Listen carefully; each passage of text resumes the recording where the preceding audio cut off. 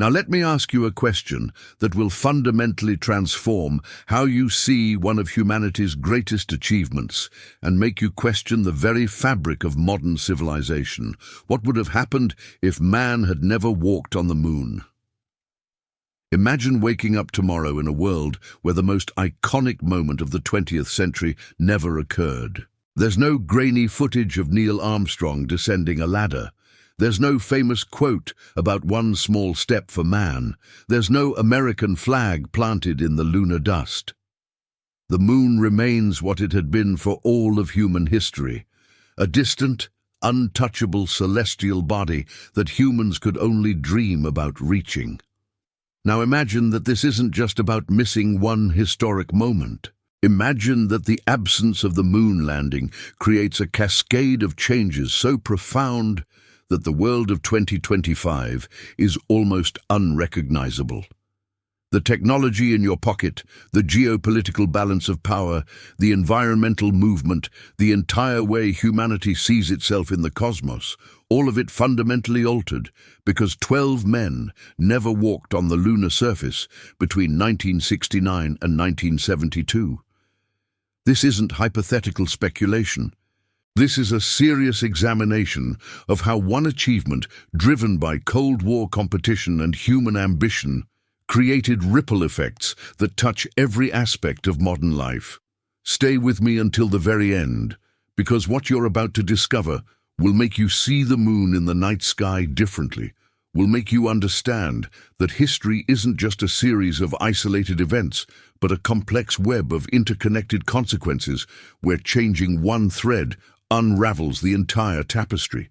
To truly understand what we're discussing, we need to travel back to May 25, 1961, when President John F. Kennedy stood before Congress and made one of the most audacious declarations in human history. Kennedy announced that America would land a man on the moon and return him safely to Earth before the end of the decade. This wasn't just a prediction or a hope.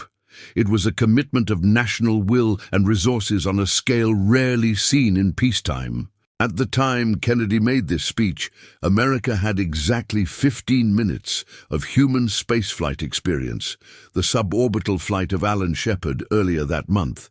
The technology to send humans to the moon and back didn't exist. Much of the necessary science hadn't been worked out. It was, by any reasonable measure, an impossible goal. But Kennedy understood something crucial. America was losing the space race to the Soviet Union.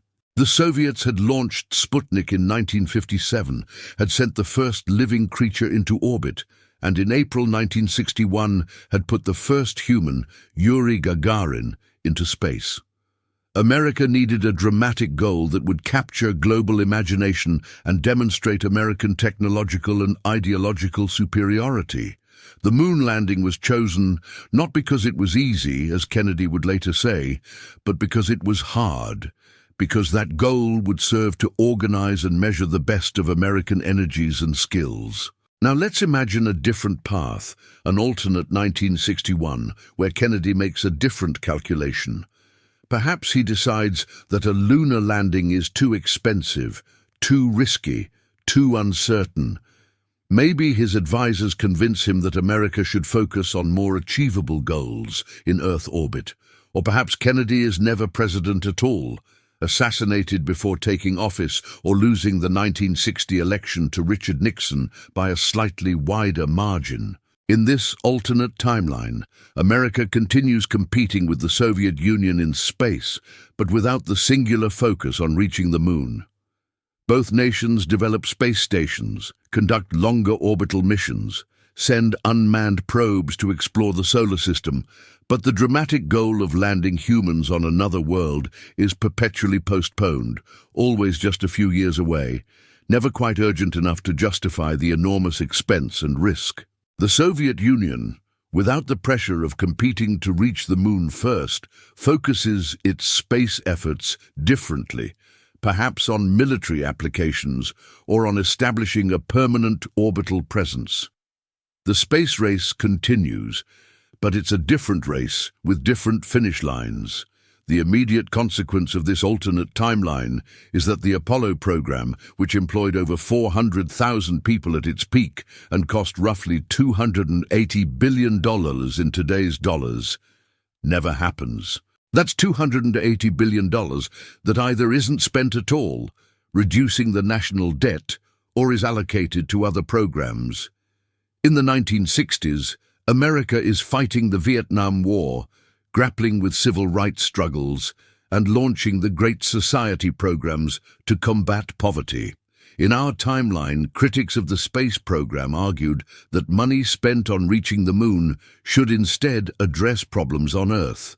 In this alternate timeline, perhaps those critics prevail. Maybe that $280 billion goes toward education, infrastructure, healthcare, or urban renewal. Or maybe it simply goes toward more military spending in Vietnam. The point is that the enormous concentration of resources, talent, and national attention that the Moon program commanded is directed elsewhere or nowhere at all. This isn't just about money. It's about what that money created. An entire ecosystem of technological innovation, industrial capacity, and scientific knowledge that didn't exist before Apollo, and that transformed American society in ways that extended far beyond space exploration. Let's talk about technology, because this is where the butterfly effect becomes truly staggering, and where you'll begin to understand that objects you use every day owe their existence to the moon landing. The Apollo program was a forcing function for innovation on a scale rarely seen in history. NASA needed solutions to problems that had never been solved before, and they needed them immediately.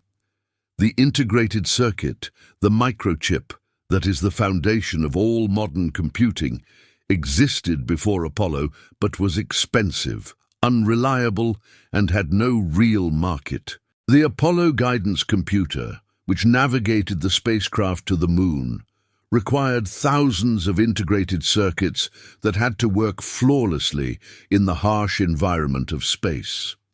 NASA's purchase of these circuits provided the early market that allowed companies like Fairchild and Texas Instruments to refine manufacturing processes, improve reliability, and drive down costs. By the late 1960s, integrated circuits had gone from exotic laboratory curiosities to reliable components cheap enough for consumer electronics. In a world without Apollo, this transition happens much more slowly. Integrated circuits are developed eventually, but perhaps not until the 1980s do they become cheap and reliable enough for widespread use. This means that the personal computer revolution is delayed by a decade or more. The smartphone in your pocket, which contains billions of transistors on chips, descended from those early integrated circuits, either doesn't exist in 2025 or is a primitive device by comparison to what we have in our timeline. Software engineering as a discipline was essentially invented during the Apollo program. The term software engineering itself was coined in the 1960s, partly in response to the challenges of developing the Apollo guidance computer software. Margaret Hamilton and her team at MIT developed many of the fundamental concepts of reliable software development, including priority scheduling, error detection and recovery, and modular design. These concepts became the foundation for all subsequent software development. In a world without Apollo, software remains more of an art than an engineering discipline for much longer. The software industry in 2025 is less mature, less reliable, more prone to catastrophic failures. The apps on your phone, the operating system on your computer, the software controlling everything from your car to your home appliances, all of it is less sophisticated and less dependable, because the rigorous engineering practices developed for Apollo were never created, or were developed much later through other, less urgent drivers. Satellite technology was revolutionized by Apollo in ways that most people never recognize. The communications satellites that enable global television broadcasting, GPS navigation, weather forecasting, and internet connectivity all used technologies refined or developed for the Apollo program. Before Apollo, satellites were relatively simple devices with limited capabilities. The tracking and communication systems needed to support missions to the moon required quantum leaps in satellite technology. In a world without Apollo, satellite technology advances more slowly. In 2025, GPS might not exist or might be far less accurate and available. The GPS in your car, in your phone, in countless devices and systems that you interact with every day, all of it is either absent or dramatically inferior. Weather forecasting relies less on satellite data and is therefore less accurate, leading to more deaths from extreme weather events that aren't predicted in time for people to evacuate or prepare. Global communications are more expensive and less reliable. The entire infrastructure of the modern connected world is either diminished or doesn't exist at all. Medical technology owes an enormous debt to Apollo that almost nobody recognizes. The program developed miniaturized medical sensors to monitor astronauts' vital signs, technology that led directly to modern patient monitoring systems used in hospitals worldwide. Freeze-dried food technology was perfected for space missions and now preserves medications and enables food distribution to disaster areas. Water purification systems developed for spacecraft are now used in developing countries to provide clean drinking water. Cochlear implants that restore hearing to deaf people use technology derived from systems used to process spacecraft audio signals. In a world without Apollo, these medical advances happen later or differently, meaning that people who were saved or cured in our timeline die or suffer in the alternate timeline. The cumulative effect over 50-plus years is millions of people whose lives are shorter or less healthy because the medical spin-offs from Apollo never occurred. Material science was transformed by the demands of space exploration. The heat shields that protected Apollo astronauts during re-entry created new understanding of ablative materials. The spacesuits required development of new fabrics and insulation. The need for lightweight but strong structures drove advances in composites and alloys. These materials found their way into countless applications on Earth. Better firefighting equipment, improved insulation for homes and buildings, stronger and lighter components for vehicles, more durable sporting equipment. In a world without Apollo, materials science advances more slowly. The composite materials used in modern aircraft, making them lighter and more fuel-efficient, don't exist or are less advanced. This means air travel is more expensive and less accessible in 2025. The Kevlar vests that protect police officers and soldiers were developed using polymer technology refined during the space program. In the alternate timeline, how many more police officers and soldiers die from wounds that would have been prevented by better body armor? Now, let's consider the geopolitical implications, because the moon landing didn't just win a race, it fundamentally altered the balance of power in the Cold War and shaped the world order that we live in today. When Neil Armstrong and Buzz Aldrin walked on the moon in July 1969, it was a demonstration of American technological supremacy that resonated around the world. The Soviet Union had been ahead in the space race for most of the 1960s, but America had overtaken them in the most dramatic way possible. This had enormous implications for how both Americans and people in other countries viewed the competition between capitalism and communism. The moon landing suggested that the American system, with its emphasis on individual initiative, private enterprise, and democratic institutions, could achieve things that the Soviet system couldn't match.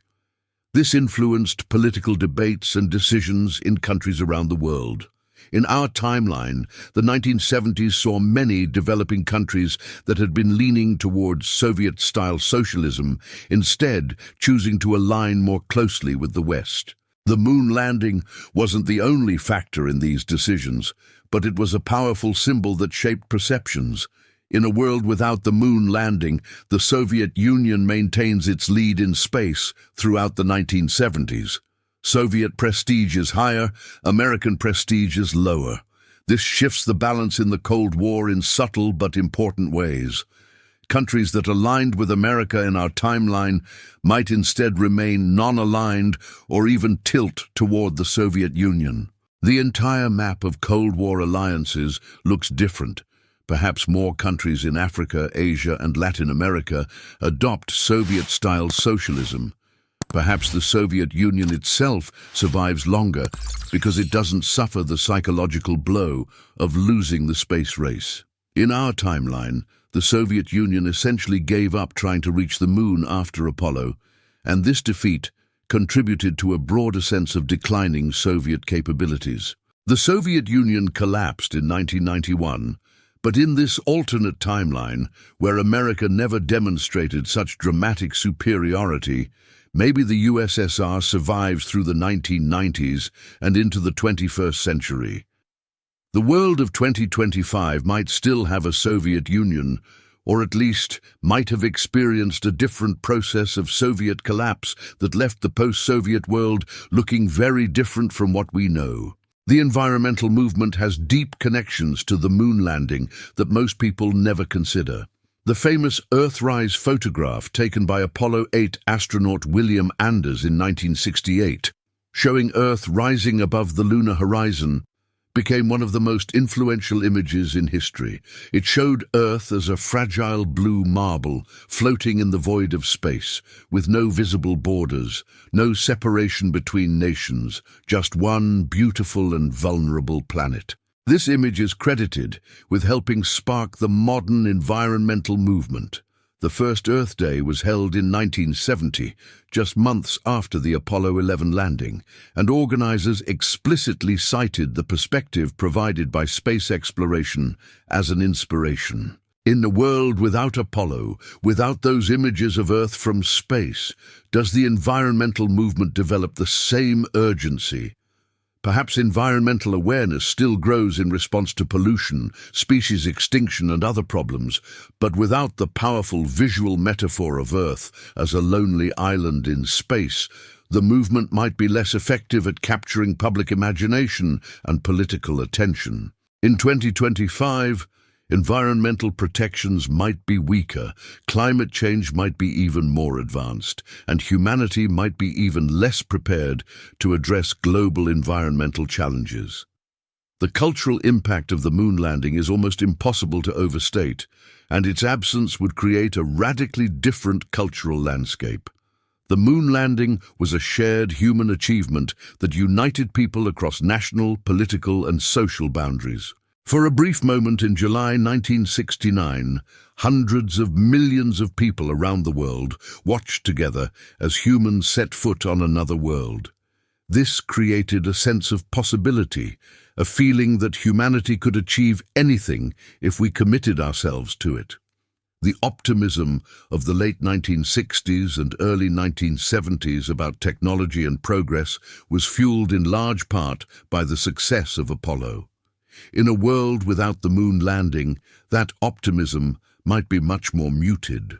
The 1970s in our timeline saw a shift from the technological optimism of the 1960s to a more skeptical, questioning attitude toward technology and progress. This was driven partly by Vietnam, Watergate, environmental disasters, and economic problems. In the alternate timeline, without the moon landing to serve as a counterbalance, the shift towards skepticism about technology might be even more pronounced. Science and technology might have less prestige, less funding, less political support.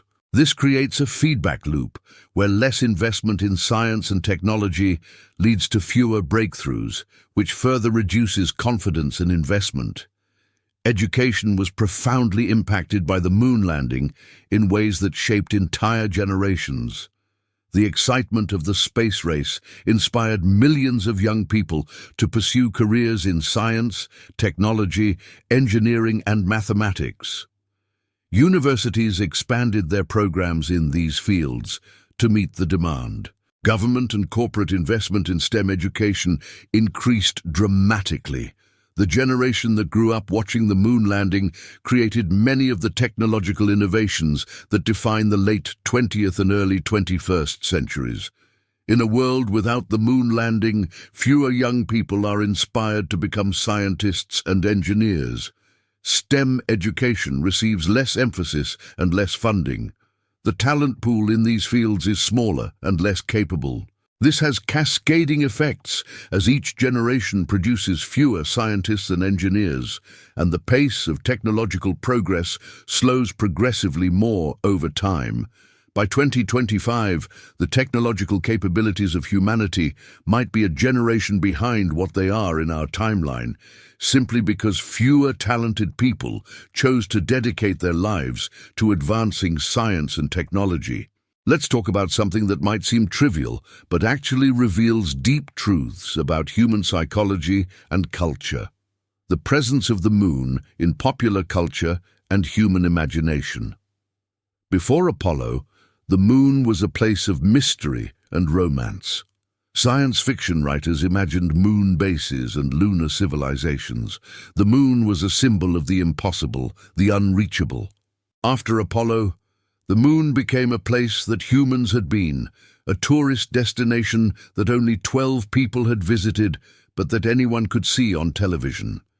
This changed how humanity related to space and to the concept of exploration.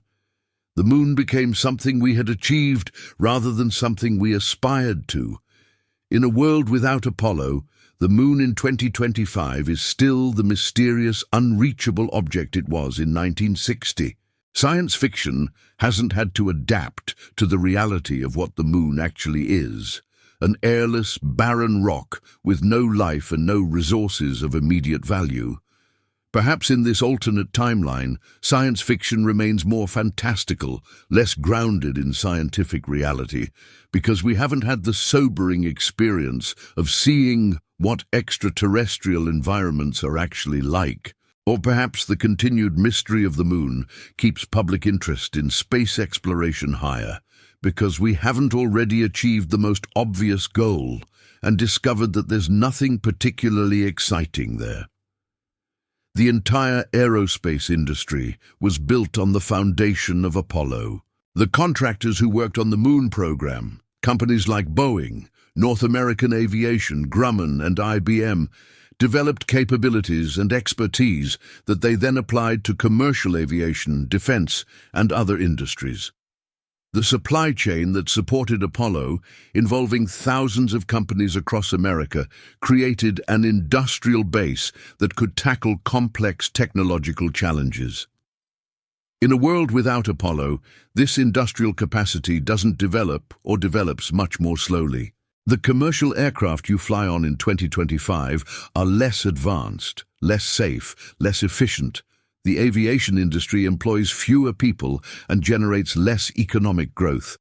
Military aviation and defense systems are less capable, which has implications for national security and global power balances. The entire structure of high-tech manufacturing in America and globally looks different, because the forcing function of Apollo that drove so much innovation and capacity building never existed. International cooperation in space, which has become a hallmark of space exploration in the 21st century, has its roots in the Apollo-Soyuz mission of 1975, where American and Soviet spacecraft docked in orbit during the Cold War. This mission demonstrated that even hostile nations could cooperate in space, and it set a precedent for later cooperation, including the International Space Station. In a world without Apollo, without the momentum and infrastructure that the Moon program created, this cooperation might never develop. The International Space Station might not exist in 2025. The scientific research conducted on the ISS, including experiments that have led to new materials, better understanding of human biology, and preparations for eventual missions to Mars, hasn't been done. Astronauts and cosmonauts from dozens of nations haven't worked together in space, haven't built relationships and trust that transcend national boundaries. Space remains more of a competitive arena and less of a venue for cooperation, which has implications for how nations interact on Earth as well. The commercial space industry that's emerging in our timeline, with companies like SpaceX and Blue Origin developing reusable rockets and planning missions to the Moon and Mars, is built on the foundation of Apollo. The entrepreneurs behind these companies were inspired by Apollo. The engineers working for them learned lessons from Apollo. The business case for commercial space activities exists partly because Apollo demonstrated that space exploration is possible and valuable. In a world without Apollo, commercial space is much less developed or doesn't exist at all in 2025. Space remains the exclusive domain of governments. The innovations that commercial space companies are bringing, like reusable rockets that dramatically reduce launch costs, don't exist. The cost of accessing space remains prohibitively high. The vision of space tourism, of ordinary people traveling beyond Earth, remains pure fantasy rather than an emerging reality. The resources of the solar system, from asteroid mining to solar power satellites, remain inaccessible and unexploited, depriving humanity of potential solutions to resource scarcity and energy needs. Think about the concept of spin-off technology for a moment, because it reveals something profound about how innovation works. Apollo didn't set out to invent cordless power tools, improve medical devices, or develop better insulation. These were unintended consequences of trying to solve the specific challenges of lunar exploration. In a world without Apollo, many of these innovations eventually happen, but they happen later, they happen differently, and some of them might not happen at all. The cumulative effect of all these delayed or missing innovations is a world that's measurably less advanced, less healthy, less connected, less capable. It's impossible to quantify exactly how many lives have been saved or improved by Apollo spin-off technologies, but it's certainly millions.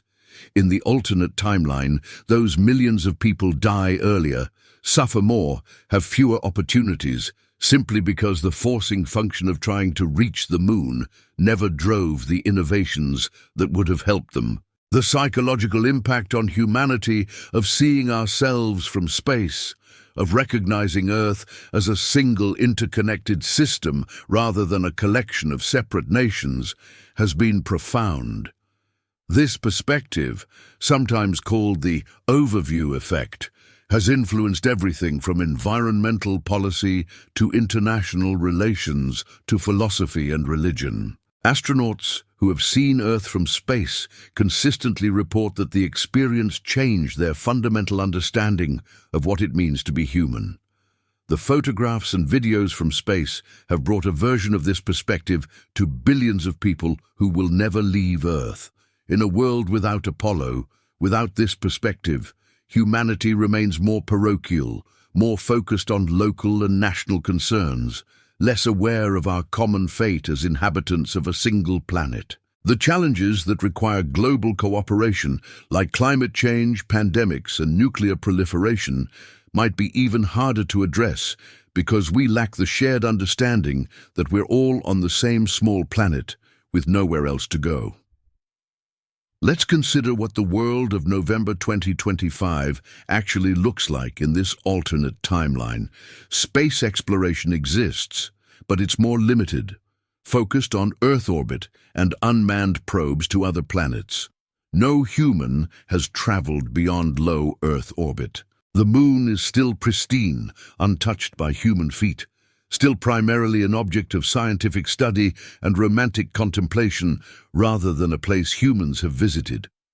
Technology is measurably less advanced across multiple dimensions. Computers are less powerful and more expensive, medical devices are less capable, materials are less advanced, communications are less reliable. The economy is smaller because the entire ecosystem of high-tech industries that grew from Apollo either doesn't exist or is much less developed. International tensions are higher because the Cold War played out differently without the American triumph of the moon landing. The environmental movement is weaker because it lacks the powerful imagery and perspective that space exploration provided. Popular culture is different in ways both obvious and subtle. Science fiction has a different character, our conception of human potential and achievement is more limited, our relationship with technology is more skeptical and less optimistic. But there might be benefits too. The enormous resources devoted to Apollo, $280 billion in today's dollars, were used for other purposes, perhaps addressing poverty, improving education, building infrastructure, or advancing medical research through more direct means. The competitive dynamic of the space race, which drove massive military spending and increased tensions between superpowers, played out less intensely. Perhaps the Cold War ended less abruptly and more peacefully, without the Soviet humiliation of losing the moon race. Perhaps humanity is more focused on problems here on Earth rather than dreaming of escaping to other worlds. It's possible that a civilization that never went to the moon is in some ways more mature, more grounded, more focused on sustainable development rather than endless expansion. And if you'd like, tell me where in the world you're watching this video from. Your comment is important, and I want to read and respond to it. For more exciting stories like this, click on the video that's playing on your screen right now.